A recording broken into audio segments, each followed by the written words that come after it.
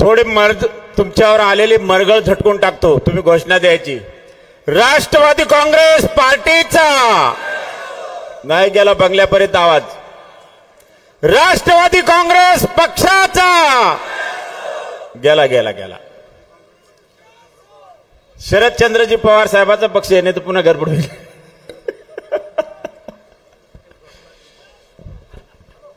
आजच्या राष्ट्रवादी काँग्रेस पक्ष शरदचंद्रजी पवार साहेब पक्षाच्या वतीने भव्य शेतकरी आक्रोश मोर्चाच्या निमित्ताने मोठ्या संख्येनं उपस्थित असलेले माझ्या जाफराबाद आणि भोकरदन तालुक्यातील सर्व शेतकरी बंधू आणि कष्टकरी कामगार, सर्व स्तरातील उपस्थित असलेले दोन्ही तालुक्यातील सर्व नेते कार्यकर्ते, आजच्या या आक्रोश मोर्चाला उपस्थित असलेले राष्ट्रवादी काँग्रेस पार्टी शरदचंद्रजी पवार साहेबांच्या पक्षाचे अध्यक्ष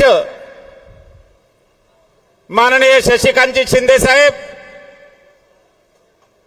या व्यासपीठावर उपस्थित असलेले आमचे नेते, माजी आरोग्य मंत्री राजेश भैया टोपे साहेब, आता ज्यांनी भाषण केलं आणि आपल्यातून आता गेले ते जळगावमध्ये पुन्हा तिथं कार्यक्रम आहे, असे युवक आमदार, तरुण तडफदार माननीय रोहित दादा पवार साहेब, आपल्या व्यासपीठावर उपस्थित असलेले ज्यांचं भाषण तुम्हाला ऐकायचंय आणि आपल्या मतदारसंघामध्ये काही घेऊन जायचंय असे तरुण तडफदार अहिल्यानगरचे खासदार माननीय निलेशजी लंके साहेब, या व्यासपीठावर उपस्थित असलेले आपल्या जिल्ह्याचे खासदार आदरणीय कल्याणरावजी काळे साहेब, या कार्यक्रमाला उपस्थित असलेले प्रदेशचे युवकचे अध्यक्ष माननीय महबूबभाई, माजी आमदार आणि आपल्या जिल्ह्याचे निरीक्षक संजयजी वाकचौरे साहेब, बबलूभाई, आपल्या जिल्ह्याचे तरुण तडफदार जिल्हा अध्यक्ष माननीय डॉक्टर निसारजी देशमुख साहेब, या कार्यक्रमाला उपस्थित असलेले पंकज नाना बोराडे, जगन्नाथरावजी काकडे प्रदेश किसान संघटनेचे अध्यक्ष,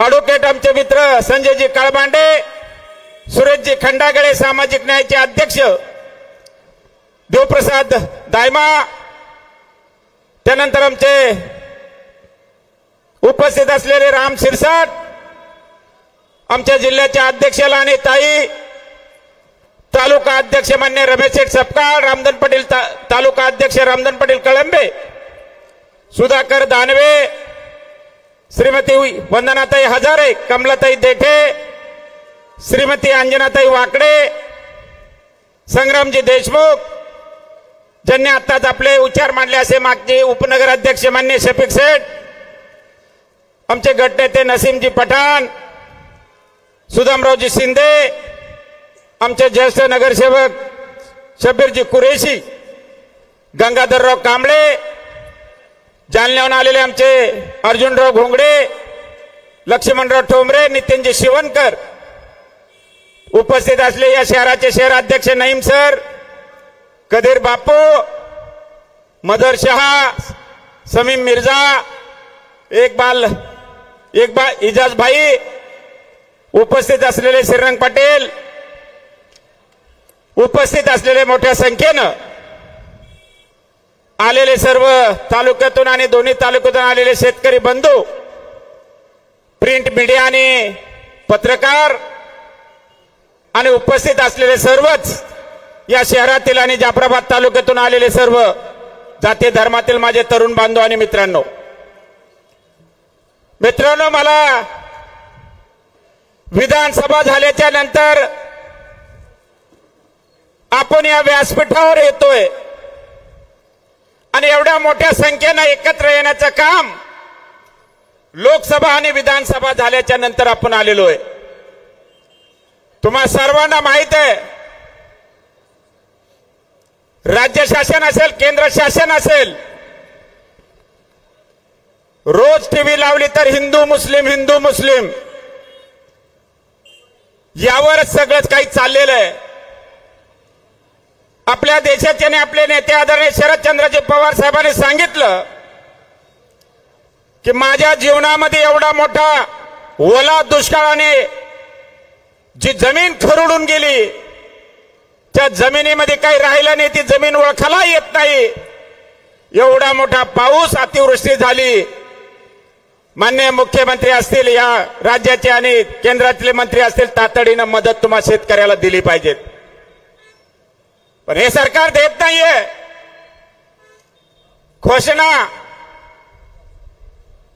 घोषणा छान, वासना घाण। रोज ऐकलं तर यांच्या घोषणा सुंदर वाटत्या, पण वासना घाण आहे। शेतकऱ्याच्या पदरामध्ये काही पडणार नाही अशी भावना आता निर्माण झालेली आहे। आताच रोहितदादाने सांगितलं, पंजाबमध्ये बाढ आली आणि त्या पंजाबमध्ये शेतकऱ्याला तिथलं सगळं वाहून गेलं, गावाचे गाव पुरामध्ये वाहून गेले। आणि त्या पंजाबमध्ये काही नसताना, छोटंसं राज्य असताना, महाराष्ट्र राज्य सदन आहे, जीएसटी असेल, उद्योगधंद्यामध्ये सर्वात नंबर 1चं हे राज्य आपलं महाराष्ट्र राज्य आहे। त्यामध्ये करप्शन मध्ये सुद्धा या राज्यात आल्यामुळे करप्शन मध्ये 1 नंबरला आता झालेलं आहे। पंजाबच्या सरकारनं तिथल्या जनतेला जर 50,000 रुपये एकरी किंवा हेक्टरी अनुदान देत असेल, तर एवढं मोठं सदन राज्य असताना इथं 8,500 काही चर्चा चालू आहे, अजून आपल्या पदरात काही आलेलं नाहीये। अभ्यास चालू आहे, हम स्टडी कर रहे। यामुळे दिवाळी होऊन जाती की काय? पण माननीय प्रदेश अध्यक्ष साहेब, भैयासाहेब, लंके साहेब, माझ्या तालुक्यामध्ये 3-4 मोठ्या नद्या आहे। पाऊस पडला त्या रोजी सकाळी 6 वाजता मी केळणा आपलं तोळा पूर्णा नदीवर लिमगावर गेलो, त्या पुलावनं 8 फूट पाणी चालू होतं, शेतीमध्ये पाणी गेलेलं आहे। त्या भागातला पूर्ण शेतकरी त्या पाण्यामध्ये हातघाईवर आलेला आहे। आणि यानंतर केळणा असेल, पूर्णा असेल, गिरजा असेल, मोठ्या नद्यामध्ये पाऊस आल्यामुळे ते पाणी जमिनीत त्या शेतामध्ये गेलं, नाल्यामध्ये परत ते नाले भरून आले, त्या नाल्याचं पाणी म्हणजे त्या नदीचं पाणी, वड्याचं पाणी सुद्धा शेतात गेलं।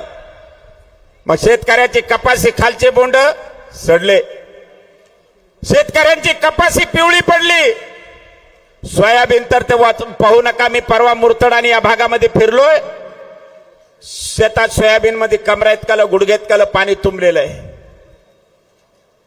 कपाशी गेली, तुमचं सोयाबीन गेलं, मक्का सोंगून टाकली, मक्काला सुद्धा खाली कोंब फुटले। ते म्हणते नाही, भोकरदन जाफराबाद तालुक्यामध्ये अतिवृष्टी झाली नाही आणि पाणी पडलाच नाही। आपले तरुण तडफदार आमदार साहेबांना सांगितलं, अरे राजे, पुलावर उभा आहे का? पुलापासून बाजूला आहे, नदी भरून चालली, पण आपल्यावर काही पाणी पडला नाही, वर पाऊस पडला। आता मला सांगा, वर पाऊस झाला ना आपल्याकडे झाला नाही का? झाला का नाही? वर हात करून सांगा, झाला। मग असे लोकप्रतिनिधी असेल लंके साहेब, तर आमची वाट आता लागलेली आहे। पण आता तुमच्या हातात होतं लोकशाही, या देशाचे शिल्पकार भारतरत्न डॉक्टर बाबासाहेब आंबेडकरांना मजबूत घटना दिलेली आहे। त्या घटनेमध्ये कुठं गडबड झाली? महात्मा गांधी साहेब चालले का काय चालले तुम्हाला सगळ्याला माहिती आहे। आणि त्याच्यात आपल्या पक्षाचा आणि माझा बिस्मिल्ला होण्याचं काम झालेलं आहे। असो, ते झाल्याच्या नंतर पुन्हा आपण संघर्ष सुरू केला आणि त्या माध्यमातून शेतकरी वल्ला दुष्काळ जाहीर झाला पाहिजेत, ही प्रमुख मागणी आहे। शेतकऱ्याचा कोरा सातबारा झाला पाहिजेत, ही सुद्धा आपली प्रमुख मागणी आहे। शेतकरी आता कर्ज भरू शकत नाहीये। रब्बी पिकाला जर पुन्हा त्याला पेरायचं ठरलं आणि बँकेत गेला तर त्याचं पहिलं त्याच्यावर कर्ज आहे, तो भरू शकत नाहीये। त्याला पुन्हा कर्ज देत नाहीये, ही दयनीय अवस्था या मतदारसंघामध्ये साहेब झालेली आहे. पण ते म्हणतात या तालुक्यामध्ये साहेब, या शहरामध्ये मला जवळ 30 वर्ष झाले, मी राजकीय क्षेत्रात काम करतोय. आमचा भोकरदन जाफराबाद रस्ता आहे, आम्ही पंचायत समितीमधून मिरवणूक काढून आता या आक्रोश मोर्चाच्या माध्यमातून येतोय. या बाजूचे आणि काही या बाजूचे दुकान आहे, खालच्या दुकानामध्ये 3 फूट 3.5 फूट 4 फूट पाणी. आता शफीक शेट्टा सांगितलं अनेक गरीब आहे, काही मीडियम आहे, आताशे खाऊन पिऊन व्यवस्थितरित्या बिझनेस करायला लागले होते, त्या दुकानात पाणी शिरलं आणि खालचा पूर्ण माल त्यांचा गेलेला आहे. दानवे साहेब म्हणजे खासदार आणि माजी खासदार साहेब यांचा दौरा झाला, त्याच्या अगोदर आमचा झाला. आम्ही सगळेजण त्या वरच्या कॉलनीत, रफिक कॉलनी असेल, 3-4 कॉलनीमध्ये फिरलो. त्या घरामध्ये सुद्धा पाणी गेलं. नगर परिषदच्या माध्यमातून ते नाले छोटे, पाणी आता मोठा पडतो आणि ते पाणी पडल्याच्या नंतर नाल्यावरून जातं आणि ते गरिबाच्या घरामध्ये जातं. गरिबाचा संसार त्यामध्ये उद्ध्वस्त होतोय. या पद्धतीने या दुकानामध्ये आणि अनेक घरामध्ये पाणी गेलेलं आहे.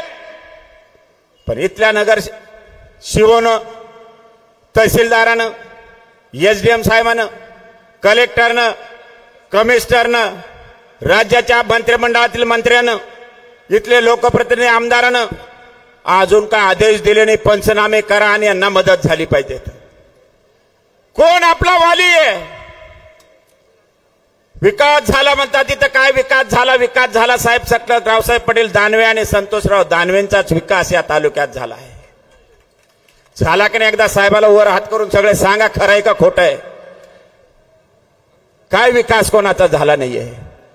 जो निवडून जातो तो गब्बर होतोय. साहेब या तालुक्यामध्ये सांगायला जर ठरलं तर 3 दिवस ते 7 दिवस लागेल. पण काही मुद्द्यावर मी तुम्हाला सांगतो, या दुष्काळाच्या माध्यमातून, आक्रोश मोर्चाच्या माध्यमातून आमची पंचायत समिती आहे. आमच्या पंचायत समितीमध्ये ग्रामसेवकचा बीडीओ, डायरेक्ट बीडीओ, ग्रामसेवक डायरेक्ट बीडीओ रहमानबाई. असे जर रामदास रोडे साहेब तिथं माणसं बसवले तर तुमचं आमचं काय? याच्यावर काही इलाज करणार आहे की नाही? छोटे आका आणि मोठे आका. ग्रामसेवकचा बीडीओ, पंचायत समितीची वाट लागली की नाही एकदा पुन्हा वर हात करून सांगा साहेबाला. विहिरीचे पैसे घेतले की नाही ते एकदा सांगा वर हात करून. किती घेतले? आवाज आला नाही. 50,000 साहेब. सगळ्याच तालुक्यात चालत असेल तर तुम्ही सांगून टाका, राज्यात असंच चालतंय. 50,000 रुपये विहिरीचे. पण घोषणा छान. राज्याचे मुख्यमंत्री म्हणतात की पैसा घेतला तर मला सांगा. घोषणा छान, वासना घाण. 50,000 एक विहीर. किती विहिरी झाल्या भोकरदन मध्ये? खासदार साहेब आमचे तुमच्याकडे काय आहे काही माहिती? पण तुम्ही काहीतरी सर सांगा किती विहिरी झाल्या. तर या पद्धतीने इथं जवळजवळ 6-7 हजार विहिरी झाल्या. 50,000मध्ये कोण आहे?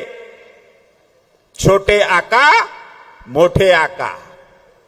म्हणजे आपले चालू आमदार आणि माजी खासदार हे त्यामध्ये हात त्यांचे काळे झालेले आहे का नाही तुम्हाला सांगतो. अधिकाऱ्याची काय मजा आले पैसे घेण्याची? घेऊ शकता का अधिकारी पैसे? मी 15 वर्ष 12-12.5 वर्ष काम केलं. माझ्या राज्यामध्ये मी तुम्हाला विहिरी दिल्या. यामध्ये काही असतील, काही आता वारले असतील, काहीचे मुलं आणि त्यांचे नातू पंतू असेल. मी विहीर दिली. अण्णासाहेब भालेराव तुम्ही अध्यक्ष होता, 1 रुपया लागला? माझ्या राज्यामध्ये एका विहिरीचे सिंगल रुपया घेतला असेल तर वर हात करून सांगा की चंद्रकांत दानवेनं सुद्धा इथं असंच लुबाडलं होतं. आणि इथं असते. मग त्यानंतर साहेब गोठे, किती गोठ्याचे रेट जयंता? 30,000 साहेब. गोठ्याचे रेट 30,000. पारदर्शक काम चाललं आमच्या आमदार साहेबाच्या बातम्या मी वाचतो चांगल्या पत्रकार बंधू पंचायत राज कमिटीचे अध्यक्ष म्हणते पारदर्शक कारभार भोकरदनमध्ये चालू आहे। आता कसला पारदर्शक आहे 1,50,000 विहीर गोठ्याचे 30,000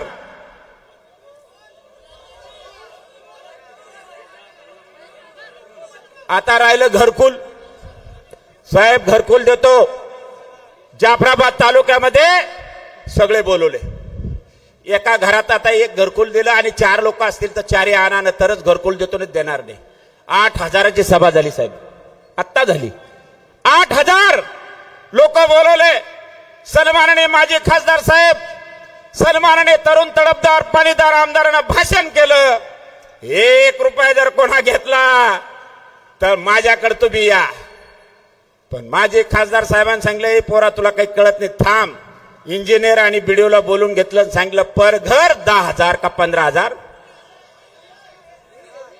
20,000 माझ्याकडे 15,000 साहेब आलेले ऑथेंटिक 15,000 रुपये रामधन पाटील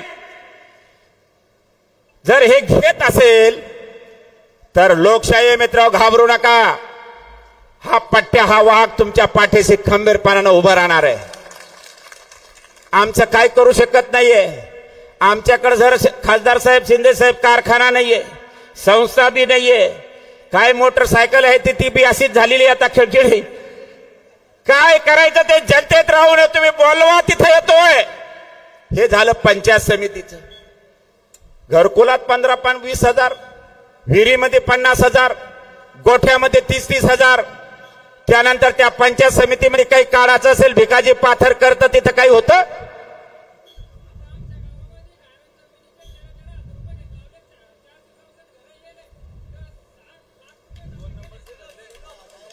तर या पद्धतीने काम येतं येतात आपलं सेलूदला गायरान जमिनीचे साहेब त्यांचं तोंड पाहून माझे विनंती बीडीओ आणि सीओ साहेबाला पारदर्शक सीओ आले मी त्यांचं अभिनंदन करतो चांगले आहे पण काही जर गडबड झाली साहेबाच्या बैठकीत बसून तर पुन्हा सांगता येत नाही धसाळ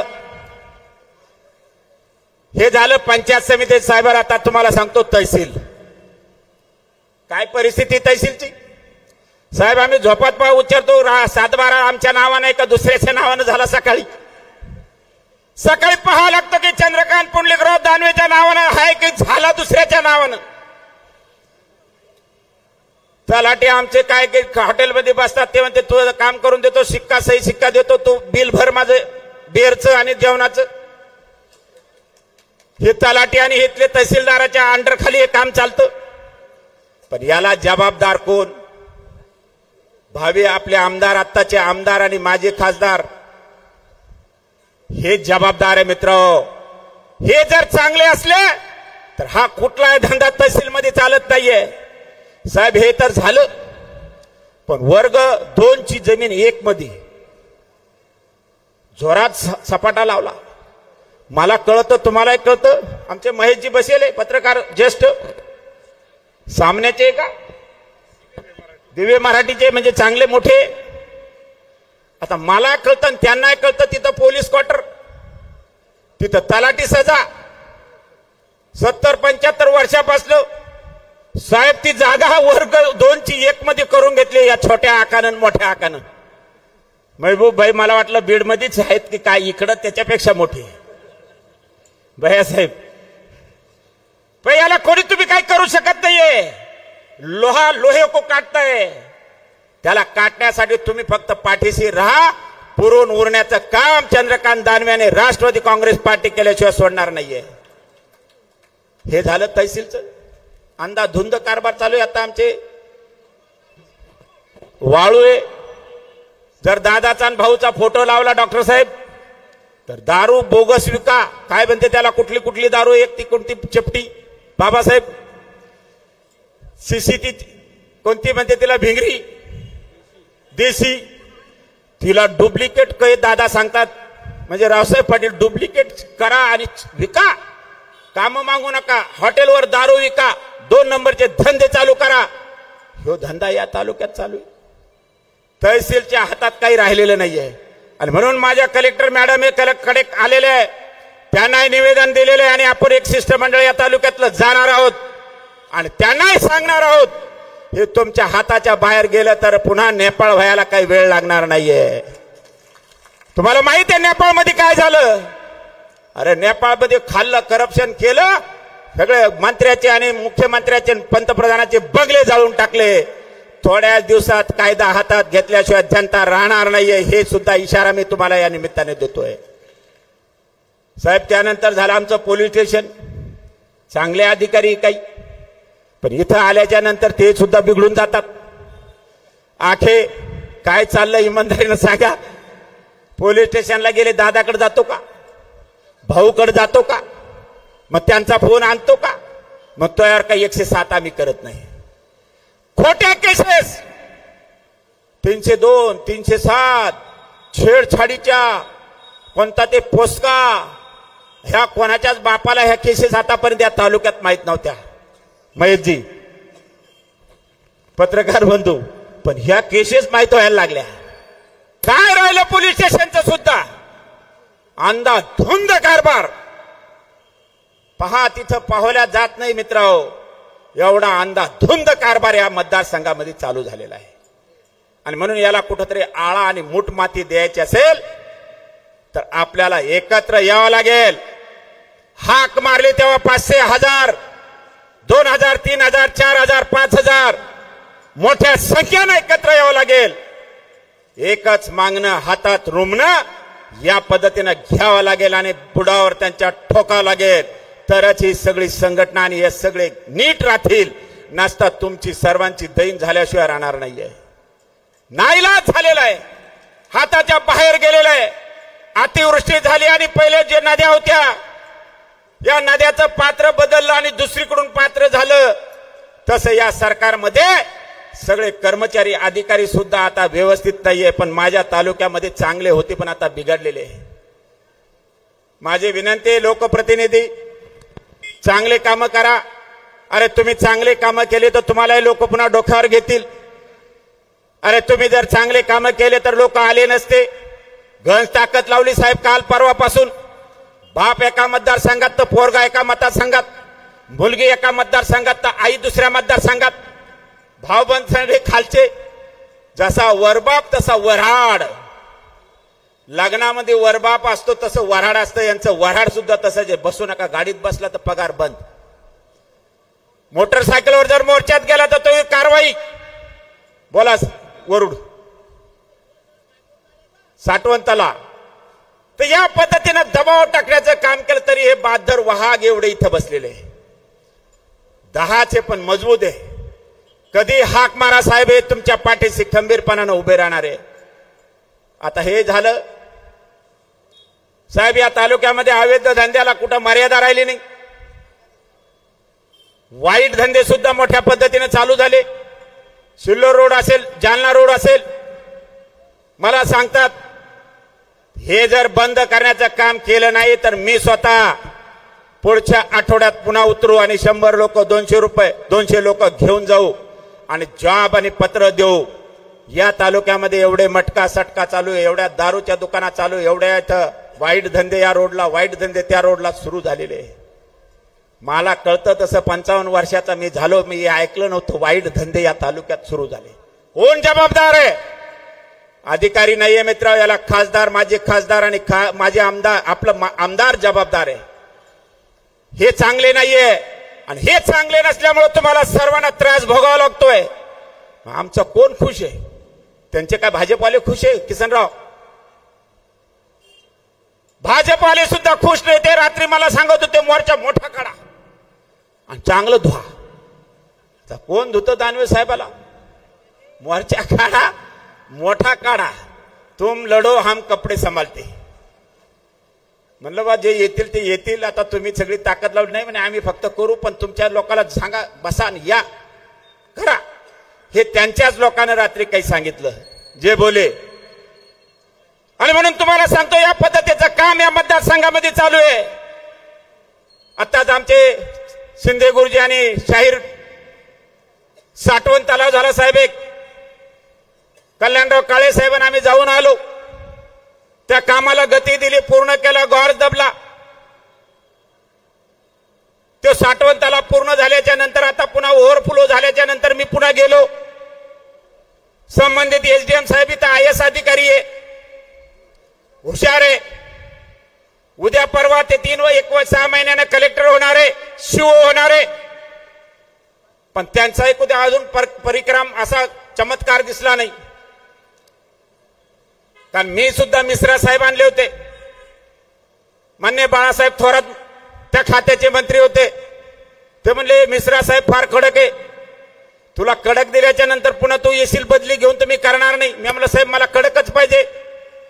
मी मिश्रा साहेबाला आणला. आज मिश्रा साहेब नारायण राणे साहेबाच्या मतदारसंघामध्ये कलेक्टर होते. फकीराजीचे चांगले दोस्त आहे. महेशजीचे दोस्त झाले की नाही मला माहित नाही, पण फकीराजीचे चांगले. आता परवा बोललो, त्यांनी सांगितलं कैसा चल रहा दानवे साहब. मैंने बोलो बहुत अच्छा चला. मैं तो गिर गया. बोले आपकी अपनी पोजीशन बहुत अच्छी थी, कैसे गिरे. मैंने बोला गिर गया. मशीन मध्ये घोटाळा आहे का पैशाचा घोटाळा आहे का अन्य काय काय केलं त्यांचं त्यांना माहित. म्हणलं पण पडलो 1,06,000 मतं घेऊन पडलो. म्हटलं अरे बहुत वोट लिया बोले. आणि म्हणून या पद्धतीने मला सांगायचंय. त्यानंतर तुम्हाला सांगतो की सगळे अवैध धंदे बंद करण्याचं काम इथल्या संबंधित अधिकाऱ्याने लोकप्रतिनिधीनं हे करावा. नसता इथून पुढे मोर्चे काढण्याचं काम रोडवर आणि प्रत्येक ठिकाणी केल्या जाईल, हा इशारा त्या निमित्ताने मी देतोय. आणि आमचं साठवण तलावाचं साहेब 134 हेक्टर जमीन माऊली घेतली, काही अडचण नाहीये. आता ते सांडवा 2 सांडवे केले, एकाकडून पाणी जातं दुसरीकडून पाणी जातं. त्या कामाला जवळजवळ 22 वर्ष झाले. ते 22-23 वर्षाच्या नंतर काम घेतलं कोणा, आमचे पांडे आणि आमचे आबा भास्कर दानवे आणि रावसाहेब पटेल दानवे आणि संतोष दानवेनं. आता इकडून तिकडून झालं तर गुरुजीन आणि आमचे सगळे म्हणते आता ते कमी करा. आता 134 हेक्टर तर जमीन गेली, पण साहेब त्याचं जमीन जे काही शेतकऱ्याच्या होत्या त्याच्यामध्ये 100 हेक्टर एक्स्ट्रा जमीन गेली. कोण जबाबदार आहे? संबंधित अधिकारी, संबंधित लोकप्रतिनिधी, संबंधित कॉन्ट्रॅक्टर. इथं असं आहे साहेब, बंगल्यावर बोलून घेतलं, सांगितलं की याच्यावर आपल्याला कारवाई करायची. मग आमचा नवनाथ शिवसेनेचा सरपंच आमचे काळे इकडून उभे कृष्णा, त्याला सांगलेलं भाषण केले की विधानसभेत लोकसभेत उचलतो. आणि उचललं आणि त्याच्यावर काय तालुक्यात कुठली केस केली? दुसऱ्या तालुक्यात, आता सिल्लोड तालुक्यात आहे, तडीपार, फक्त भोकरदन तालुका, जिल्हा नाही. पोलिसाच्या मनामध्ये आणि संबंधित अधिकाऱ्याच्या मनामध्ये आलं तर काही करतात. पण मित्रांनो, नेपाळ व्हायला टाइम लागणार नाही. तुम्ही सुद्धा कलम व्यवस्थित चालवा, हे सुद्धा त्या निमित्तानं आपल्याला आवाहन करतोय साहेब. त्यानंतर दुसरं, MREच्या माध्यमातून पांधन रस्ते येतो का? आज 5 वाजता त्या एका ग्रामपंचायतला साकडं घातलं, तुम्ही या, तुम्हाला कामं देतो. अरे दादा, तुम्ही 45-50 वर्ष खासदार म्हणून, मंत्री म्हणून केंद्रात राज्यात सरकार तुमचं होतं. या तालुक्यात आता काय गरज आहे तुम्हाला लोक फोडायची? रोज आमचे लोक फोडणं चालले. येतो का? रुमाल घालतो का? आणि तुला पाहिजे तेवढे कामं घेऊन जाय. आता त्यांचेच कार्यकर्ते काय नाराज आहे. तुम्ही जरा बसा रात्रीचे 6 वाजता. चेअरमन काय सांगते? या पद्धतीचा कारभार साहेब या मतदारसंघामध्ये थांबला पाहिजे. त्यासाठी तुम्ही जागृत राहा. एवढंच या निमित्तानं मला या मोर्चाच्या माध्यमातून आपल्या सर्वांना सांगायचंय. आणि पुन्हा तुम्हाला आवाहन करतो, अनेक मुद्दे सांगण्यासारखे. इतर रस्त्याचे, मग ते मुत्रीचं काम असेल, म्हणजे संडास बाथरूमचं, मोठ्या रोडचं काम असेल, ते मात्र आमचे रावसाहेब पटेल दानवे साहेब आणि आमदार संतोषराव दानवे साहेब आणि पांडे साहेब आणि आमचे भास्कर आबाशिवाय दुसऱ्याच्या बापाला कोणाला मिळत नाहीये. मिळतं का? साधं म्हणजे ग्रामपंचायतचं असेल तरी त्या ग्रामपंचायतला मिळत नाहीये. आता तर खासदार साहेब तुमच्या फंडातल्याला सुद्धा त्यांनी ब्रेक लावलं. आमच्या खासदाराच्याच पैशाला ब्रेक लावलं. आपल्या फंडातल्या असलं तर ह्या खेटरना मारायची गरज नाही. जरा मजबूत घेऊ. केदर खेड्याचं खेटर होतं आमचं पहिलं, केदर खेड्याचं. येतो मी ठोकतो पहिलं. आपला हक्काचा आमदार म्हणून जर खासदार असेल आणि त्यांचा फंड असेल अंगत, 3-3, 4-4 रमेश शेठ आमचे त्यांचे काम करून वर्षे 6 महिने झाले त्यांचे पैसे थांबवले.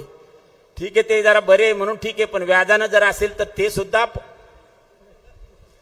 गेले. काय चाललं याला जबाबदार कोण आहे मित्रांनो? अधिकारी सुद्धा आहेत आणि पुढारी सुद्धा आहे, हे सुद्धा समजून घेण्याची गरज आहे. हे सुद्धा या निमित्ताने मी आपल्याला सांगतो. साहेब, या तालुक्यामध्ये हा तालुका मागच्या म्हणजे आमचे वडील खासदार असताना तेव्हापासून मी बघतोय शांततामय, सर्व धर्म समभाव, सर्वाला बरोबर घेऊन चालणारा हा मतदारसंघ आहे. भोकरदन असेल, जाफराबाद तालुका असेल, परवाच्या दिवशी संयोजक म्हणजे संतोषराव दानवे हिंदू जनजागरण समितीच्या मार्फत इथे एक शिवाजी महाराज पुतळ्याजवळ एक कार्यक्रम ठेवला. लोकांना आवाहन केलं, हिंदू खतरे में है, सब जमा हो. तर हिंदू खतरेमध्ये केंद्रात सरकार, राज्यात 17 गल्लीत बोळत त्यांचं सरकार, आता हिंदू खतरेमध्ये का? हे खतऱ्यामध्ये जिल्हा परिषद, पंचायत समिती, महानगरपालिका, नगरपालिका आले, हे खतऱ्यामध्ये आता अडकलेले. साहेब, हे अनवा गाव आहे, मोठं गाव आहे. आमचे गुरुजी असतील, मुठ्ठे असतील, आमचे देशमुख सरपंच, हे गाव सेक्युलर विचाराचं आहे, सर्व धर्म समभावाला घेऊन चालणारं गाव आहे. घटना झाली आणि तेव्हा मी 4 वाजता त्या गावात गेलो आणि बसलो आणि बोललोय, साहेब त्यांचाच पी आहे, बैल दूध देतो म्हणल्याच्या नंतर तो 15 लिटर लिहून टाकतो. विचारत नाही तो बैल एका गाय एका म्हैस आहे. ते म्हणतो दादाचा आणि भाऊचा फोन आला, 15 लिटर दूध देतो बैल. साहेब, इथं तसंच चालू आहे. आणि तिथं त्यांनी सांगितलं त्या पियाला, सही कोण दोषी उसको पकडो. इमानदारीनं पियानं काम केलं, वर्दी घालून. त्यानं पकडला वडगावकर, काय नाव, नंदू वडगावकर.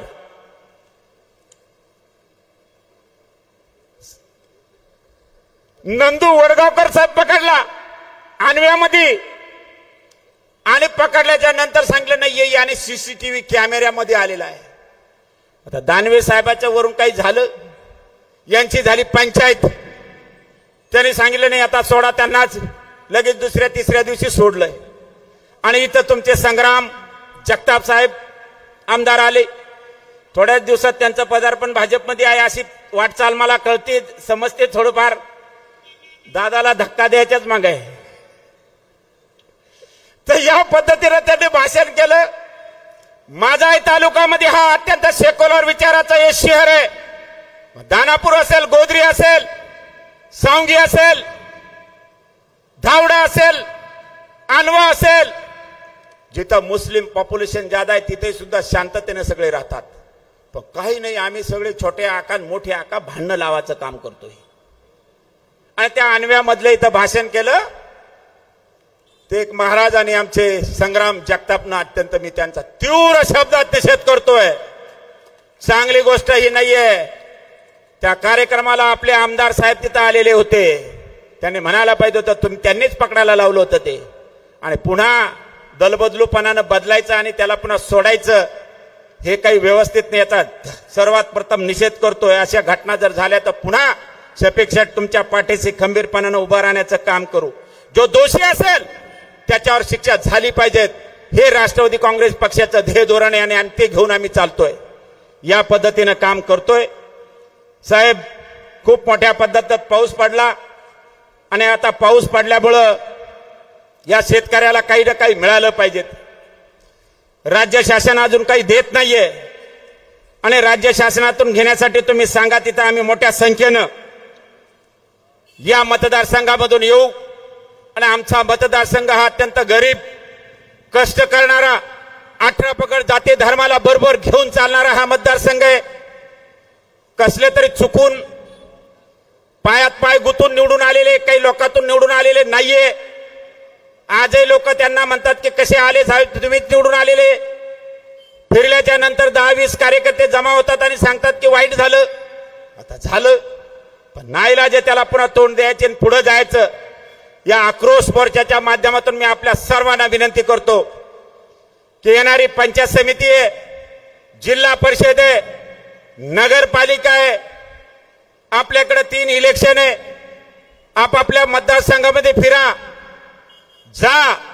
साहेब, मी वैधानिक विकास मंडळाचा सदस्य असताना 25-15 असेल अन्य हेडमधून इथं पैसे आणून फार मोठे कामं केलेले. सगळ्या गावामध्ये कामं माझे आहे की एकदा पुन्हा हात वर करून सांगा साहेबाला. एक गाव असं नाही, एक तांडा वस्ती नाही की तिथं पोहोचलेलो नाहीये. बळजबरी मी काम देतो तो इस्टिमेट, ते आता इस्टिमेटचे 10% देतो का 20% देतो का बांधकामाचे बिल. मी परेशान होतो साल मी काय केलं ना आता काय चाललंय. आणि म्हणून तुम्हाला सांगतो तुम्ही सगळेजण फिरा. जे काही मोठे नेते यांच्या पाठीमागे आता लोक नाहीये मित्र. भारतीय जनता पार्टीचे नेते गळगंज अब्जधीश झालेले साहेब या मतदारसंघामध्ये, त्यांना लोक पाडणार आहे. आणि जो गरीब आहे सारंगधर चेअरमन, अशा लोकांना मनगड धरणारा, रस्त्यावरून चालवणारा कैलासवासी RR आबाचं भाषण मी ऐकतोय. ते म्हणले की जो गरीब आहे त्याचा मनगड धरील त्याला लोक निवडून देणार आहे. आता सांगितलं काही फोटो काढणारे, काही व्यासपीठावर गर्दी करणारे, काही नुसतंच पुढं पुढं करणारे, काही खरे काम करणारे गावात आहे.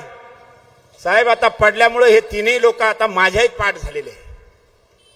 आणि म्हणून तुम्हाला सांगतो तुम्ही काम करा, लोकांपर्यंत जा. मी तुमच्या कामात सुखदुःखात सहभागी होईल, तुम्हाला मदत करेल. येणाऱ्या काळात मला मतदान करा हे सांगा. तुम्हाला जनता पुन्हा इथं पंचायत समिती भोकरदन आणि जाफराबाद मध्ये राष्ट्रवादी काँग्रेस पक्ष आणि महाविकास आघाडीचा सभापती बसू आणि तुमचे राहिलेले काम पुन्हा त्याला गती देऊ, हा शब्द त्या निमित्ताने मी आपल्याला देतोय. मित्र, संजय गांधी निराधारचं सुद्धा तसंच आहे. सगळंच असं चालू आहे. हे आपल्याला कुठंतरी थांबायचं असेल त्यासाठी तुम्ही सर्वजण एकत्र येणं काळाची गरज आहे. आणि असेच एकत्र येत राहा ही विनंती या माध्यमातून मी तुम्हा सर्वांना करतोय. मोठ्या संख्येने तुम्ही आलेत. मान्य लंके साहेबाचं, शिंदे साहेबाचं, भैया साहेबाचं आपल्याला भाषण ऐकायचंय. कोणी उठून न जाता त्यांचे सर्व विचार घेऊन आपापल्या मतदारसंघामध्ये जा. आणि या सरकारनं दिलं नाही कधी आपल्याला वला दुष्काळ. त्या दुकानदाराच्या दुकानामध्ये पाणी आणि घरामध्ये पाणी गेलं, त्यांना भरीव निधी आणि 7-12 कोरा केला नाही, तर पुन्हा हातात रुम न घेऊ आणि यांना ठेचण्याचं काम करू. एवढंच या निमित्तानं आपल्या सर्वांना सांगतो. मोठ्या संख्येनं एवढा दडपण असताना तुम्ही आज आलात. आज आणि उद्या माजी खासदार रावसाहेब दानवे साहेब 1 गोळी घेत होते तर 2 गोळ्या घेतल्याशिवाय त्यांना झोप येणार नाही. आणि त्यांच्या कार्यकर्त्याला रात्री मग कसे तो या गावातून आले त्याला झापल्याशिवाय राहणार नाही. एवढंच त्या निमित्ताने पुन्हा एकदा आपल्याला सांगतो. आणि म्हणून तुम्हाला सांगतो, जिथं कमी तिथं आम्ही तुमच्या पाठीशी खंबीरपणानं उभे राहू हा शब्द देतो आणि इथं थांबतो. धन्यवाद. जय राष्ट्रवादी.